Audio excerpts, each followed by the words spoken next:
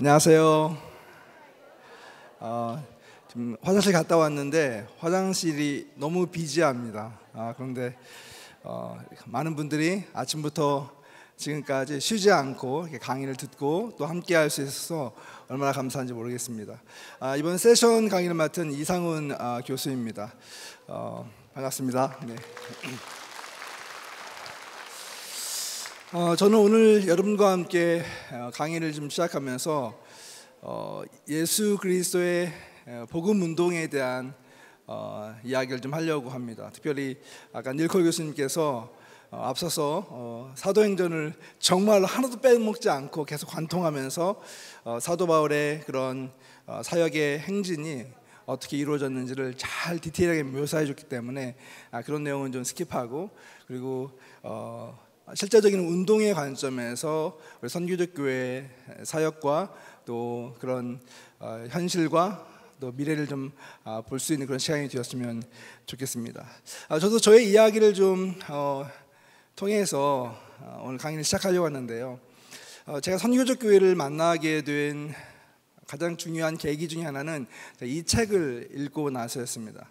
The Shaping of Things to Come이라고 하는 책이었는데, 이 책의 저자는 앨런 헐시, 마이크 프로스라고 하는 호주 분들이에요. 이 호주 분들이 아무래도 기독교적인 그런 위기가 우리보다 훨씬 먼저 찾아온 그런 국가에서 또 서구에서 사역을 하면서 기독교 미래에 대한 고민과 또한 새로운 시도들을 굉장히 많이 하게 되었죠.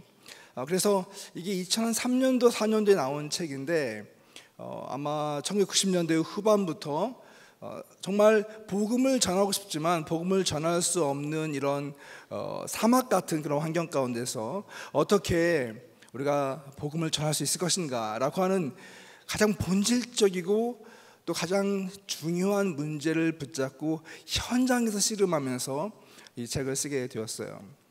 그런데 이 책을 읽고 제가 너무 놀란 건 뭐냐면, 당시 제가 가지고 있었던 교회론 또 사역관을 가지고는 받아들이기가 너무 어려운 거예요. 너무나 충격적이고 또 기존에 내가 가지고 있었던 교회론을 파괴하는 것들이 많았기 때문에 책을 읽어가면서도 한편으로는 너무 신선한데 다른 한편으로는 너무나 많은 충격을 받게 되었어요. 이 책이 나중에 우리 어제 강의했던 우리 지성근 소장님께서 번역을 하셔서 새로운 교회가 온다라고 하는 책으로 한국말로 번역이 되었습니다. 지금도 아마 여러분들이 보실 수 있을 텐데요. 지금은 사실 이 책이 그렇게 막 큰 충격적이진 않습니다. 그만큼 시대가 많이 변했고 우리의 교회론이 많이 바뀌었기 때문에 그렇습니다. 20년 전에는 아마 그랬던 것 같습니다. 그런데 이 책을 읽고 과연 이런 사역이 가능한가? 정말 교회 바깥에서 성도들이 어떤 새롭고 창의적인 그런 모습으로 선교적인 삶을 살아내고 교회 공동체를 이루는 것이 가능한가? 정말 그런 시대가 올 것인가? 라고 하는 그런 질문을 가지고 이 책을 읽게 되었는데, 좀 지나고 나서 제가 사역했던 플러신학교에서 이분을 만나게 됩니다. 그리고 같이 대화를 나누고 교제를 나누면서 내가 당신 집에 좀 찾아가서 인터뷰를 하고 싶다고 그랬더니, 마침 그때 호주에서 미국에 건너오셔서 가까운 곳에 거주하고 있었습니다. 그래서 이분을 만나서 몇 시간 동안 같이 이야기도 나누고 또 인터뷰도 하면서 이 책이 어떻게 나오게 되었는가라고 하는 것을 이제 더 깊이 알게 되었죠.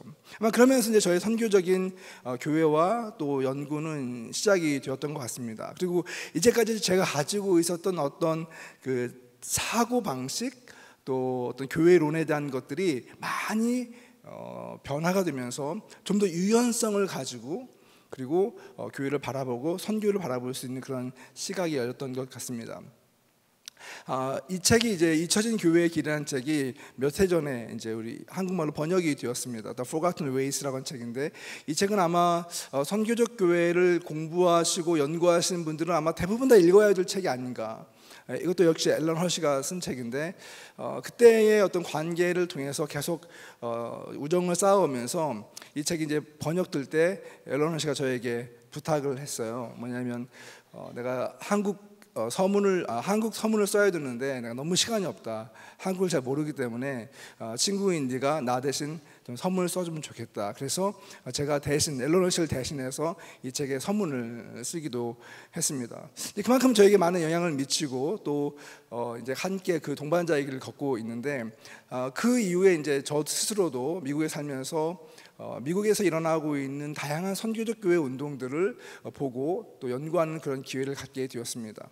처음에는 그런 호기심이었던 것 같습니다. 과연 새로운 선교를 통해서 또 교회론을 가지고 사역하는 그런 교회들은 어떤 모습일까라고 하는 것이 굉장히 궁금했고, 그리고 사실 그런 어떤 교회들을 찾아다니면서 방문하고 관찰하고 또 그것을 기록하고 그것을 아티클로 쓰고 뭐 이런 것들 강의를 하고 그러다 보니까 이것이 이제 점점 쌓여가면서 그래서 책이 되고 이걸 통해서 사역을 하게 되었습니다. 한 권, 두 권 책이 쌓이면서 제가 처음에 가지고 있었던 그런 생각들도 많이 정리가 되기도 하고, 또 다른 한편으로서는 지금 정말 우리가 새로운 시대에 맞는 새로운 교회, 또 정말 선교적인 삶을 살아내는 그런 성도들이 너무나 절실한 시점이 되었다라고 하는 것을 너무 깊이 인식하게 되었어요. 그런데 너무 놀라운 것은 어젯밤에 제가 잠깐 말씀드린 것처럼 이 코로나 기간을 통과하면서 한국 교회 역시 이제 교회론적인 그런 새로운 패러다임, 새로운 사고가 깊숙이 들어오게 되었다고 하는 것이죠. 물론 이것은 전혀 다른 새로운 교회론은 아닙니다. 오히려 지금 우리가 맞이하고 있는 교회론은 성경에서 이야기하는 예수 그리스도께서 의도하셨던 본래 정말 본질적인 교회론을 의미하는 것입니다. 다른 말로 이야기하면 교회가 계속해서 성장하고 또 확장되어 오면서 어떻게 보면 우리의 성공과 또 우리가 가지고 쌓아온 어떤 업적과 제도에 교회가 갇혀 있었다고 볼 수가 있습니다. 어떻게 보면 좋은 교회 또는 좋은 성도에 대한 우리의 관념이 이미 굳어지게 된 것이죠. 그런데 새로운 시대가 되면서 진짜 교회란 무엇인가? 좋은 교회가 아니라, 나를 즐겁게 해주고 나를 행복하게 만들어주는 그런 교회가 아니라 정말 예수님께서 원하시는 진짜 교회의 모습은 무엇인가라고 하는 것에 대한 많은 성찰과 고민 가운데서 우리가 정말 주님이 원하시는 그런 교회, 정말 주님이 기뻐하시는 그런 성도, 예수 그리스도를 닮아가는 그런 제자가 되고자 하는 그런 갈망을 많은 성도들이 갖게 되는 것 같습니다. 앞서서 오전에 우리 지성근 소장님께서 통계를 보여주면서 교회가 많이 어려워지고 있고 또 많은 사람들이 교회를 떠났고 젊은이들이 교회를 떠났고 이런 이야기를 하셨어요. 맞습니다. 현실적으로 볼 때, 현상적으로 볼 때 많은 교회들이 문을 닫고 많은 성도들이 교회를 떠나가고 교회는 약해진 것처럼 보입니다. 그런데 여러분, 그 이면에 또 한 가지 굉장히 큰 변화가 일어나고 있는데 그것이 무엇인지 아십니까? 진정한 그리스도인들이 일어나고 있다는 사실이에요. 진짜 그리스도인, 정말 예수 그리스도를 사랑하고 예수 그리스도를 위해 살아가려고 하는 그런 교회 공동체가 세워져 가고 있다는 사실입니다. 그것이 아마 이 시대에 우리에게 주어진 어떤 역설적인 현실인 것 같습니다. 그래서 우리는 과거의 어떤 영광과 과거의 어떤 폼을 통해서 형성되어지는 그런 교회를 추구하는 것이 아니라 작지만 강한 교회, 정말 진정한 그리스도인들이 모여있는 그런 교회가 되기 위해서 또 몸부림치고 또 그런 삶을 살기 위해서 더 많은 노력이 우리에게 필요한 것 같습니다. 제가 이런 연구를 하면서 이런 새로운 교회들을 한 지난 10년 이상 계속 현장을 가서 공부하고 또 리서치를 하고 이렇게 제가 공부하면서 몇 가지 찾아낸 공통적인 사실이 있어요. 특징이 있습니다. 제가 한 10가지 정도로 이 새로운 교회들의 특징을 요약해 봤는데요. 거기에는 이런 요소들이 있습니다. 새롭게 일어나는 교회들은 굉장히 수평적인 그런 구조를 가지고 있다고 하는 것을 알게 되었어요. 리더십의 측면에서 볼 때 어떤 한 사람의 어떤 독단적인 리더십이 아니라 많은 성도들이 함께 리더십을 공유하고 또 그런 사명을 위해서 달려가는 그런 교회 구조를 갖고 있는 것을 보게 되었습니다. 굉장히 이런 교회들은 참여적입니다. 성도들이 구경꾼으로 와 있고 소비자로 와 있는 것이 아니라 사역에 참여적인 것이 굉장히 강하고요. 또 어떤 면에서 볼 때는 굉장히 급진적이죠. 이 급진적이라고 하는 말은 사실은 원래 원어적인 표현으로 보면 굉장히 본질적이라고 하는 것을 의미하는 것이죠. 본질로 돌아가기 위해서 과감하게 비본질적인 것을 포기할 줄 아는 그런 급진성이 있다고 하는 것도 보게 되었습니다. 네 번째도 마찬가지고, 다섯 번째는 굉장히 영적이고 또 체험적이라고 하는 것이었어요. 아까 아침에 많은 성도들이, 약 70% 이상의 성도들이 정말 체험하기를 원한다고 이야기했잖아요. 이미 이러한 현상들이 발생하고 있었습니다. 정말 예배에 나와서 또 교회 공동체에 참여하면서 소그룹에 참여하면서 내가 성도로서 또 그리스도인으로서 함께 우리가 예배하면서 하나님의 임재와 성령의 그 거룩하심을 경험하고 체험하지 않는 교회들은 사실 소망이 없습니다. 그것이 너무 강하게 드러나게 되었고요. 또 굉장히 공동체적인 특징을 이런 교회들은 가지고 있었습니다. 또 굉장히 유기적입니다. 굉장히 올게닉한 그런 구조 가운데서 성도들의 은사와 또한 부르심에 의해서 사역이 일어나고 형성되는 것도 많이 보게 되었습니다. 굉장히 미셔널합니다. 즉 뭐냐면 교회가 존재하고 있는 가장 중요한 목적이 무엇인지를 아주 선명하게 깨닫고 있다고 하는 것이죠. 새로운 교회들을 보면요, 굉장히 다양한 모습을 가지고 있습니다. 요즘 한국 교회도 보게 되면 그런 박람회 같은 게 많이 사실 목회자들 가운데 열리거든요. 그것은 뭐냐면 새로운 교회의 모습들, 어떤 익스프레션스를 교회가 하고 있는가, 어떤 형태로 모이고 있는가. 사실 과거에 우리가 교회라고 하는 것을 생각하면 건물, 그리고 목회자, 그리고 의식, 예배, 이런 여러 가지 우리 관념 속에 형성되어져 있는 교회의 모습이 있습니다. 근데 요즘은 실제로 한국 교회에서 이렇게 젊은 목회자들이 모여서 사역하는 모습을 보게 되면 우리가 갖고 있던 그런 범주를 넘어서서 굉장히 또 다양한 모습을 가지고 있는 것을 보게 되죠. 근데 여러분, 어떤 모습인가, 어떤 특징인가에 우리는 관심을 갖는데요, 사실은 그게 핵심이 아니죠. 정말 중요한 것은 뭐냐면 이 교회 공동체가 무엇을 위해 존재하는가라고 하는 것이죠. 하나님의 나라와 그의 선교를 위해서 존재하는 그런 선교적인 그런 DNA가 강력하게 배어있는 교회, 이런 교회들이 부상하고 있는 것을 보았습니다. 또 이런 교회들은 네트워크를 이루고 있습니다. 그리고 이 네트워크를 통해서 한 교회의 성장이 아니라 하나님의 나라를 세워가기 위해서 예수 그리스도께서 주신 우리의 그 사명과 그 명령을 이뤄가기 위해서 초점을 맞추고 있는 그런 교회들이라고 하는 것도 알게 되었습니다. 그래서 우리는 이런 것을 가리켜서 새로운 물결, 또 새로운 교회라고 이야기할 수 있을 것 같습니다. 그리고 지금 이 시대에 한국 사회에도 이런 새로운 물결이 저는 일어나고 있다고 생각을 합니다. 작년에 11월 달에 이곳에서 사중학교회에서 많은 도움을 주셔서 여기서 교회 개척 컨퍼런스가 열렸습니다.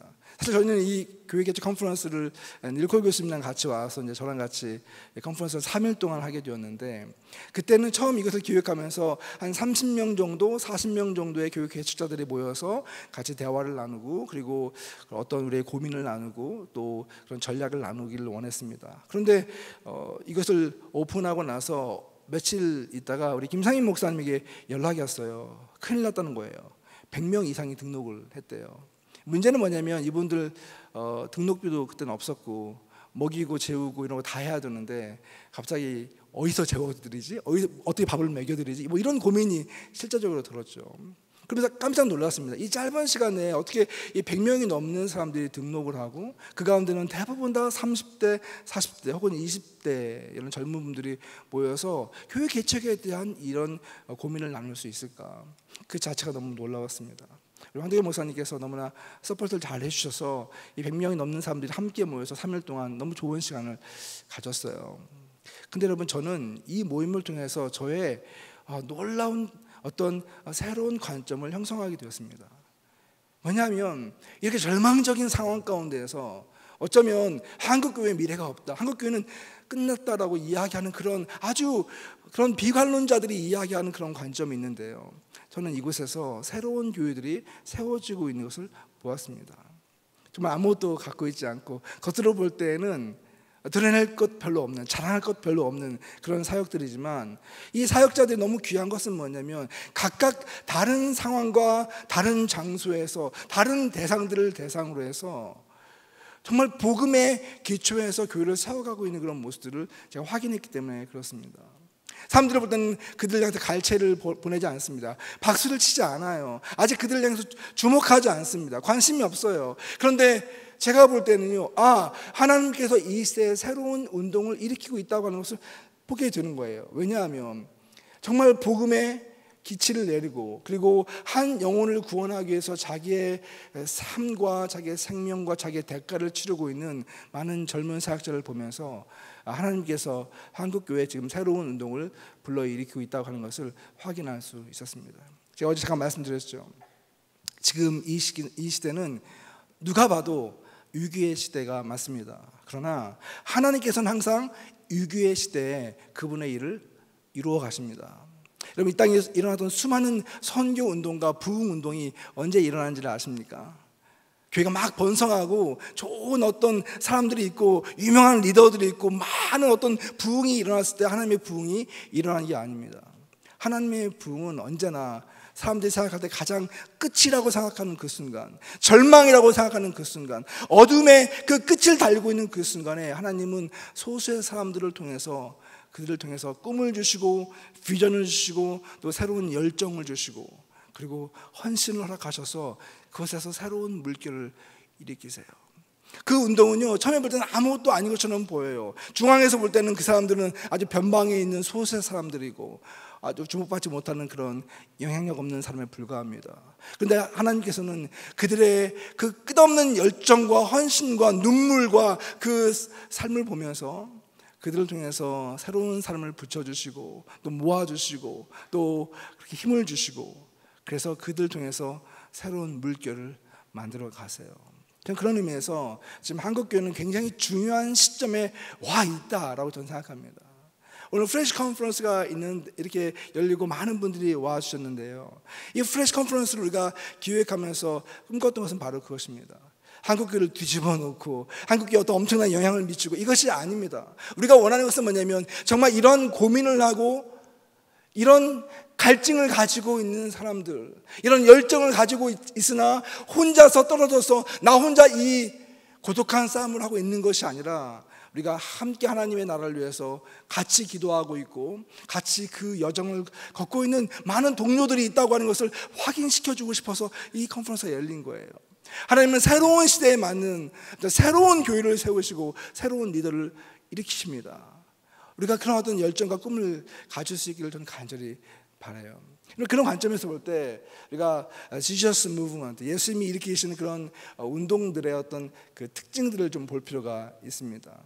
어제 데이비드 기브슨 목사님이 그런 얘기 하셨죠. 가장 중요한 것은 뭐냐면 우리의 현실을 볼 수 있어야 한다. 리얼리티를 직면할 수 있어야 되는 것이죠. 저는 이 운동을 연구해 오면서 이 운동이 갖고 있는 어떤 라이프 사이클이 있다고 하는 것을 알게 되었습니다.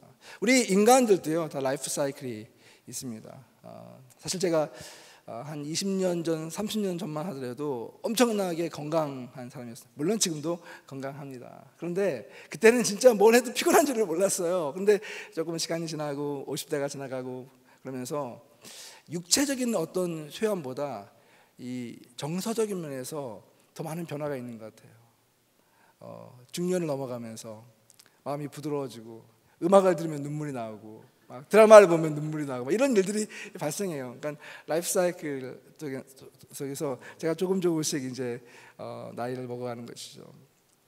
근데 사람이요, 항상 20대일 수 없고 항상 청년일 수가 없는 것처럼 어느 시점에 되면 성숙기를 넘어서서 점점점 노소해지는 것처럼 이 땅에는 모든 조직들과 운동들도 이런 라이프 사이클을 갖고 있습니다. 한국에 수많은 교회들이 있어요. 우리가 어제 이야기한 것처럼 지난 2년 동안 10,000개의 교회가 문을 닫았다고 이야기했지만 사실은 그런 어떤 수치는요 이미 그 전부터 있어 왔습니다. 우리가 잘 알지 못하지만 교회가 세워지고 교회가 사라지고 하는 일들은 너무나 자연스러운 일입니다. 한 20년에서 25년 정도의 평균 라이프 스팬을 갖고 있어요. 모든 조직들이 동일합니다. 교회도 비슷한 것 같습니다. 자, 그런데 여러분 보세요. 어떤 운동이 처음 시작될 때, 이 birth 단계죠. 이 처음 운동이 시작될 때는요, 그 안에 사실 굉장한 새로운 비전이 있습니다.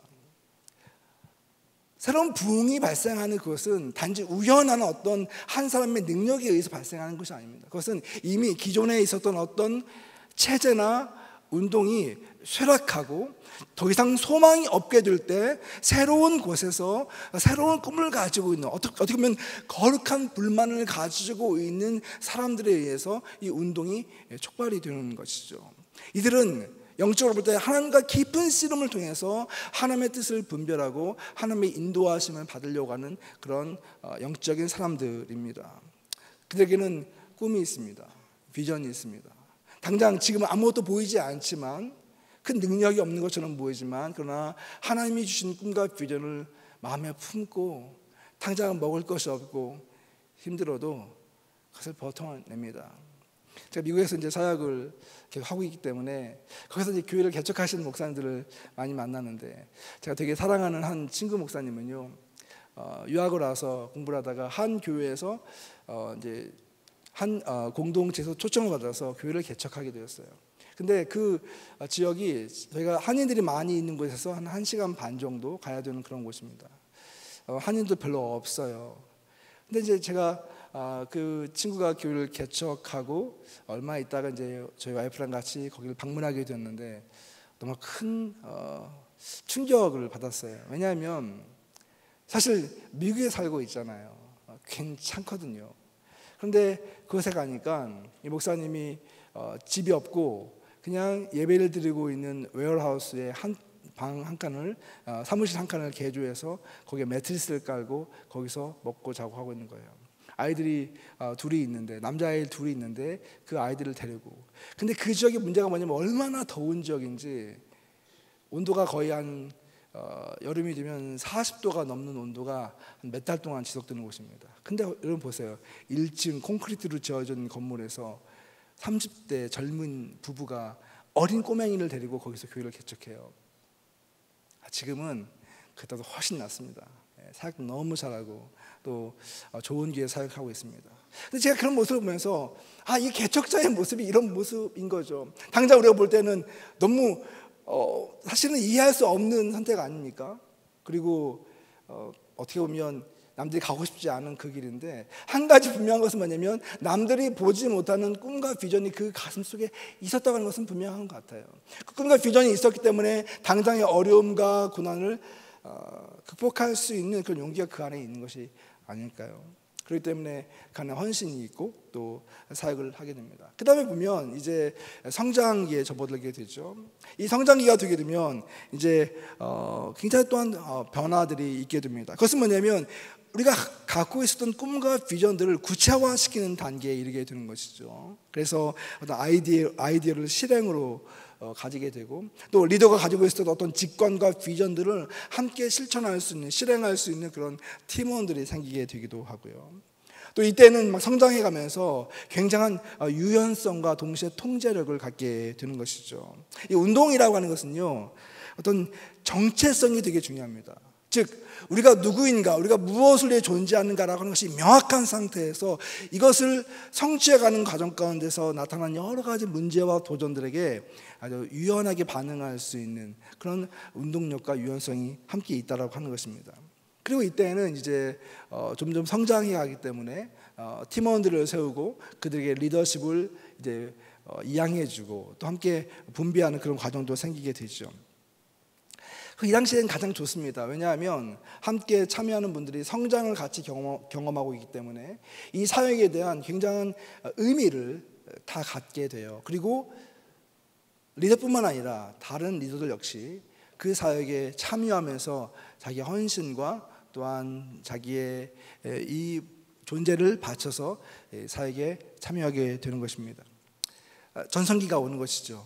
집중력을 가지면서. 그런데 문제는 뭐냐면 이것이 이제 어느 정도 시점이 되면서 성숙기에 접어드는 단계가 오는 것이죠. 어떻게 보면 사역의 가장 큰 정점에 이르게 되는 것이죠. 사역의 정점에 이르게 되면서 모든 게 너무 좋아요. 그전에는 시스템도 없었고 물질도 부족했고 여러 가지 제한성이 많이 있었고 사람도 별로 없었는데, 이제 사역이 정점에 오르게 되면서 이때는 사람도 많고 시스템도 갖춰져 있고 많은 전문가들도 있고 모든 것이 겉으로 볼 때는 아주 평화롭고 아주 좋은 전성기를 보냅니다. 어떤 교회들은 이런 전성기가 오면 이것을 5년 보내기도 하고 10년 보내는 교회도 있어요. 근데 문제는 뭐냐면 대부분의 교회들은 또 이 조직들은 이 전성기가 그렇게 오래 가지 못합니다. 그러면서 이제 고민을 하게 되는 것이죠. 이 단계는 실패로 갈 수 있는 어떤 길목과도 같습니다. 많은 경우에 전성기에 이르면서 과거의 성공에 취하게 될 때가 있어요.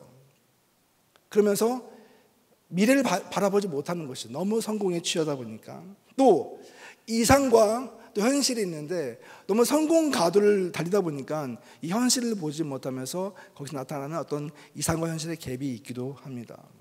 어떤 경우에는 극단으로 가기도 합니다. 오늘 한국교회가 경험하고 있는 현상이 그런 부분이죠. 성공을 거두고 그리고 교회들이 양분화되고 있습니다. 교회 내에서 성도들이 양분화되고 있습니다. 그러니까 복음으로 하나가 되는 것이 아니라 자기의 생각과 자기의 경험치를 극대화시키면서 이 교회가 분열되고 있는 현상을 우리는 경험하고 있어요. 사실 한국교회 전체적인 그림에서 이 교회의 모습을 본다고 한다면 사실은 너무나 한국교회는 안타까운 상황에 있는 것이죠. 성숙기를 지나서 이미 쇠락기에 접어들었고 잘못하다가는 쇠퇴기에 완전히 들어갈 수 있는 그런 가능성이 많기 때문에 그렇습니다. 그렇기 때문에 여러분, 이 성숙기에는 가장 중요한 것이 우리의 현실을 직시하는 것입니다. 왜냐하면 이 성숙기라고 하는 것은 재성장을 할 수 있는 기회이기 때문에 그렇습니다. 우리가 이 성공에 어떤 취해 있지 않고 깨어있는 영적인 감각을 되살려서 가장 본질적인 사역을 다시 감행할 수 있는 그런 영성과 그런 구조를 만들어내고 그런 사역적인 동력을 만들어낼 수 있다면 여기서 새로운 리버스가 발생할 수 있게 된다라고 하는 것입니다. 그렇기 때문에 우리는 어떻게 하면 이런 리버스, 다시 새로운 어떤 동력을 가지고 성장할 수 있을 것인가, 혹은 새로운 운동을 계속 불러일으킬 수 있을 것인가 라고 하는 것들을 고민해 봐야 됩니다. 아마 이곳에 목회자님들이 많이 와 계시다고 한다면 많은 교회들이 아마 이 리버스가 필요한 단계에 와 있을 것입니다. 만약 여러분들이 10년, 20년 혹은 30년, 40년, 50년 된 교회에서 목회를 하고 있다면 아마 이 갈증은 훨씬 더 강해질 것입니다. 그러면서 어떤 교회들은 성숙기에서 리버스를 추구할 것이고 어떤 교회들은 쇠락기에 있으면서 어떻게 다시 이 흐름을 바꿔낼 수 있을 것인가 라고 하는 것을 고민하게 될 거예요. 근데 여기서 가장 중요한 것은 뭘까요? 한국교회가 새로워질 수 있기 위해서 가장 절실히 요구되는 것은 무엇일까요? 사실 여러분, 예전에는요 이런 세미나가 많았습니다. 어떻게 하면 교회가 급성장을 이루는가? 어떻게 하면 교회 재정을 많이 만들어낼 수 있을 것인가? 어떻게 하면 사역이 활발하게 돌아갈 수 있을 것인가? 이런 세미나를 하면요, 거기에 몇백 명, 몇천 명씩 모으는 거 되게 쉬웠습니다. 근데 지금 여러분, 요즘 그런 세미나가 다 없어졌어요. 왜냐하면 지금은 뭘 해도 잘 안 되는 시점이기 때문에 그래요. 별로 사람들이 기대가 없어요. 그만큼 현실이 되게 척박하다고 하는 것을 의미하는 것이죠. 근데 저는 오히려 이것이 어제도 말씀드렸지만 하나님이 주신 기회라고 생각합니다. 왜냐하면 우리가 어떤 전략과 어떤 방법과 또 어떤 그런 인간의 노력을 통해서 교회를 다시 부흥시키고 성장시킬 수 있다면 그것은 인간의 교회이지 하나님의 교회가 아니기 때문에 그렇습니다. 하나님의 교회는 하나님의 방법으로 새로워져야 됩니다. 맞습니까? 여러분, 하나님께서 이 공동체의 주인이 되셔서 당신이 이끌어 가시는 방식으로 우리가 반응하게 될 때 이 교회는 새로운 변화를 경험할 수 있게 된다고 하는 거예요. 그래서 재브랜딩, 구조조정, 마케팅, 전략적인 투자, 이런 것들, 전략적인 계획, 이런 것이 아니라 어떻게 하면 정말 본질적인 하나님의 말씀으로 돌아가고 또 하나님의 그 성령으로 돌아가고 어떻게 교회가 그 사명에 집중할 수 있을 것인가, 이것이 더 중요한 키워드가 되는 거예요. 다시 말씀드립니다. 어떤 브랜드나 아니면 구조조정이나 마케팅이나 어떤 계획이 아니라, 스트래티지가 아니라 어떻게 우리가 주의 말씀으로 돌아가고 어떻게 성령으로 돌아가고 어떻게 우리가 우리의 사명으로 돌아갈 수 있을 것인가? 이것이 교회가 새로워질 수 있는, 여러분 죄송해요, 유일한 길이에요. 유일한 길입니다. 제가 이야기했던 우리 그 앨런 씨가요, 최근에 책을 한 권 냈습니다. 이분이 그 메타노이아라고 하는 책을 냈는데 아직 한국말로 번역이 안 됐어요. 나온 지가 이제 한 달 됐나요? 나오자마자 제가 이 책을 사서 읽고 같이 이제 대화를 나눈 적이 있었습니다. 이 메타노이아라고 하는 책이요, 제가 좀 놀랐어요. 왜냐하면 이분은 굉장한 전략가거든요. 그리고 뭐 큰 교회들과 많이 사역을 하면서 여러 가지 이런 운동을 일으키고 있는 분이에요. 그래서 사실은 이 팬데믹이 마치고 나서 교회가 어떻게 회복될 수 있을 것인가라고 하는 것을 가장 잘 전략적으로 이야기할 수 있는 분이 저는 이 사람이라고 생각을 해요. 저도 팬데믹 기간 동안에 3권의 책을 썼습니다.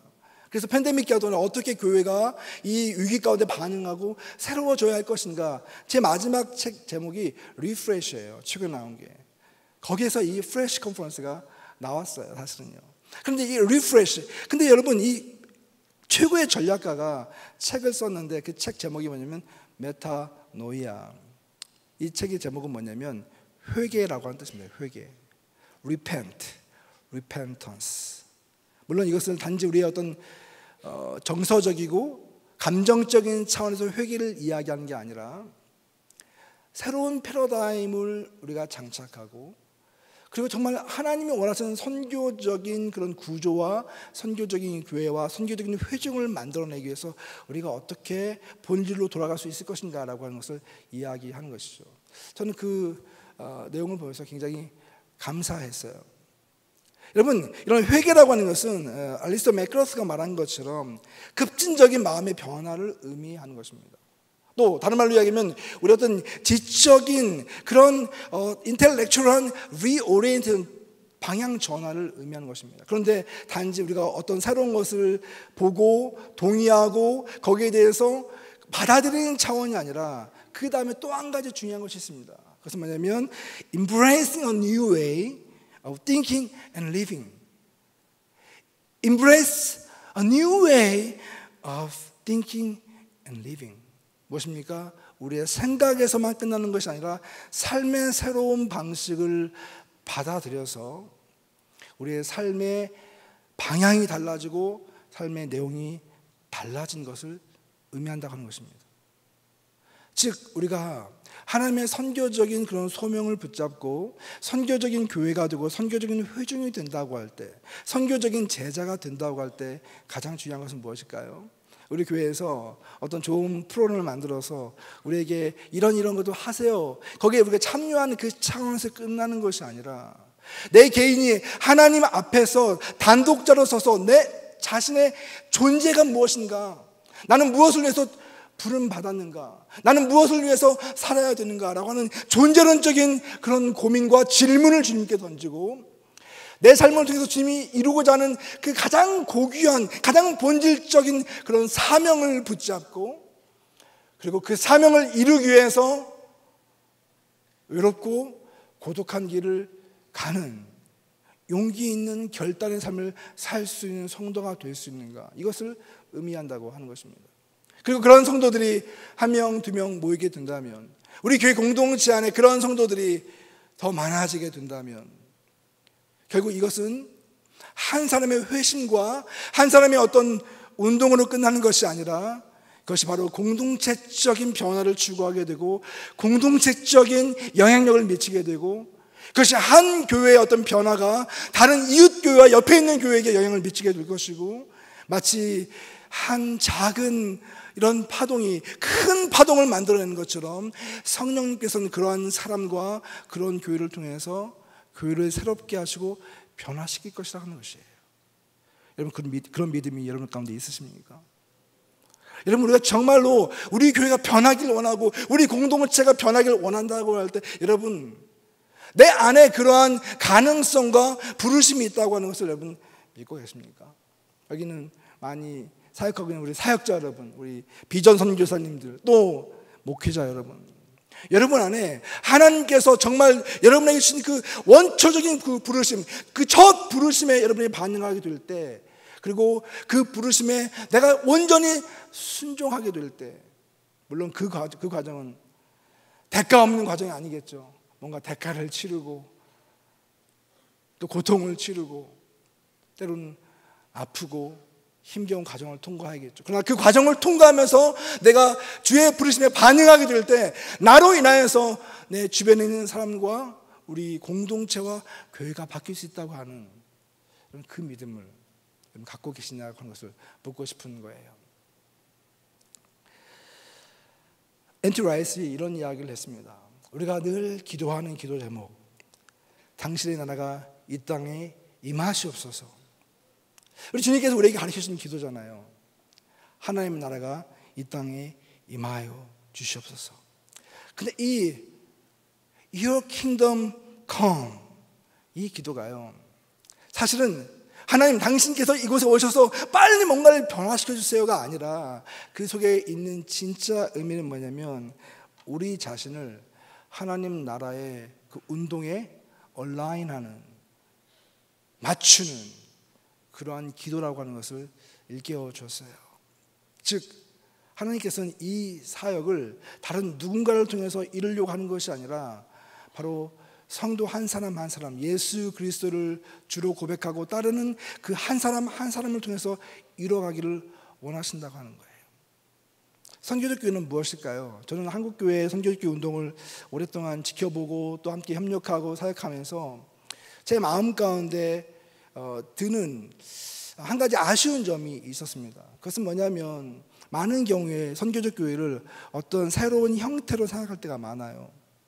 새로운 사역들로. 기존 교회가 너무 안 되니까, 너무 사람들이 안 오니까 뭔가를 해서 뭐 카페를 만들거나 아니면 뭔가를 만들어서 접촉을 하고 또 어떤 새로운 교회 형태를 세우는 것에 초점을 맞출 때가 많아요. 물론 그 자체가 잘못된 것은 아니면 너무 중요하고 또 새로운 시도라고 생각해요. 그러나 교회가 거기에만 머물게 되면 교회는 또 다른 형태의 모습으로 존재할 뿐입니다.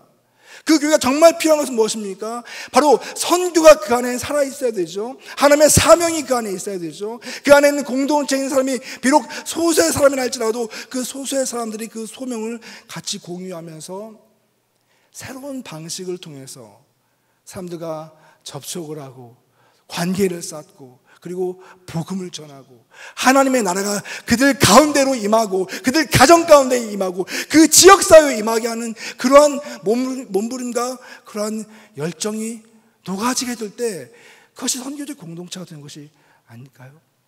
저는 미주에 있는 많은 교회들을 실제로 방문하면서 제가 받았고 또 깨달았던 것이 바로 그거였어요.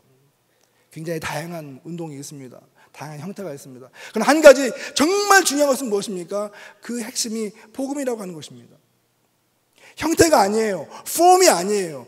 복음, the gospel, 또 예수님의 그 복음이 그들 공동체 안에 숨쉬고 그 복음으로 인해서 그들의 삶이 바뀌고 그들의 삶의 방식이 바뀌고 습관이 바뀌고 그 노력들이 모였을 때 그 교회가 할 수 있는 미셔널 익스프레션스가 일어나게 된다고 하는 것입니다. 우리 순서를 거꾸로 하면 안 돼요. 형태를 만들어 놓고 그 안에 뭔가 새로운 걸 만들어내는 것이 아니라 우리의 본질적인 자아를 하나님 앞에 세워놓고 우리의 부르심을 먼저 생각하고 그 부르심에서 우리가 갖고 있는 자원을 찾아내고 그 자원을 통해서 어떻게 하나님의 선교에 참여할 수 있을 것인가라고 하는 방식으로 사역을 하게 될 때 우리 선교적인 교회는 형성될 수 있다고 하는 것입니다. 그래서 저는 제가 Renew Church라고 하는 책에서 이런 그림을 제시를 했어요. 왜냐하면 어떤 변화와 갱신이 필요할 때 그것은 거꾸로 가는 구조가 아니라고 하는 것입니다. 말한 것처럼 뭔가 구조조정을 하고 새로운 형태를 만드는 것이 아니라 가장 중요한 것은 personal renewal, 그 개인적인 어떤 갱신이 먼저 있어야 되고요. 그 개인적인 갱신을 통해서 어떤 회중의 그 주변에 있는 공동체적인 갱신이 일어나게 되고 그것이 결국은 우리 어떤 컨셉을 바꾸고 또 나중에 구조를 바꾸고 선교적인 부흥으로 확장되어질 수 있다고 하는 것을 한번 제시를 해 보았습니다. 자, 그런 의미에서 이 선교적인 교회는 무엇일까요? 선교적인 교회, 저는 이 선교적인 교회를 가장 단순하게 이야기하고 싶어요. 예전에 이런 이야기 어느 유명한 학자가 했습니다. 모든 것이 선교이면 아무것도 선교가 아니다. 스티븐 닐이 그런 이야기를 한 것 같아요. 모든 것이 선교이면 아무것도 선교가 아니다. 또 어떤 유명한 선교 운동가는 이렇게 이야기했습니다. 이것도 선교가 아니고 저것도 선교도 아니고 이것도 선교도 아니고 이것도 선교도 아니고, 지금 우리가 이야기하는 미셔너리라고 하는 이 명칭을 붙여서 하고 있는 많은 어떤 활동들이 사실은 진정한 의미에서 선교적 운동이 의미하는 것이 아니다, 이렇게 이야기를 했어요. 처음에 그 이야기를 듣고 굉장히 동감을 많이 했습니다. 왜냐하면 우리가 가지고 있는 컨셉 자체가 너무나 프로그램 중심적이고 이벤트 중심적이기 때문에 우리는 사실 어떤 새로운 교회를 세워가고 운동을 일으키면서 브랜딩화 싶어 하는 것이죠. 우리가 기존 교회와 다른 어떤 새로운 교회가 된다는 차원에서 미셔너리라고 하는 이름을 붙이고 우리 교회는 선교적인 교회예요, 기존 교회는 달라요, 이런 얘기를 하고 싶어 하는 유혹들이 많이 있었죠. 그런데 여러분, 저는 요즘 생각이 좀 많이 바뀌었어요. 왜 바뀌었냐면, 정말 우리가 하나님의 그 선교를 나의 일상의 삶과 개인의 삶에 이것을 우리가 embracing 한다면, 그것을 받아들이고 그것을 우리의 DNA화 시킨다고 한다면 사실은 everything is mission입니다. 무슨 말씀인지 아시겠어요? 내가 가정에 있든지 내가 직장에 있든지 내가 누군가를 만나든지 어떤 활동을 하든지 어떤 운동을 하든지 어떤 시간을 보내든지 어디에 있든지 누구와 있든지 간에 사실 나의 존재적인 그 목적과 부르심이 하나님의 나라와 그 사명이 있다고 한다면 나의 말과 행동과 모든 활동들은 사실 그분의 나라를 위해서 존재하는 것 아닙니까? 사실은 everything is mission이 되어야 한다고 저는 생각을 해요. 물론 우리가 너무나 제한성이 많은 사람들이기 때문에 그렇게 완벽하게 살 수 없죠. 그래서 우리는 선교적인 교회와 공동체가 필요한 것입니다. 나 혼자서 이 일을 감당하는 것이 아니라 함께 이런 비전과 소망을 갖고 있는 성도들이 모여서 함께 기도하고 또 함께 그 사명을 트라이해보고, 그리고 거기서 나타나는 어떤 하나님의 그런 은혜와 또 열매와 또 때로는 우리의 어떤 실수들을 같이 리프렉션 해가면서 더 나은, 더 온전한 그 사역을 꿈꾸며 나아가는 그런 성도와 공동체가 가득 차 있는 그런 교회, 그런 것이야말로 진정한 선교적인 교회가 아닐까 생각을 합니다.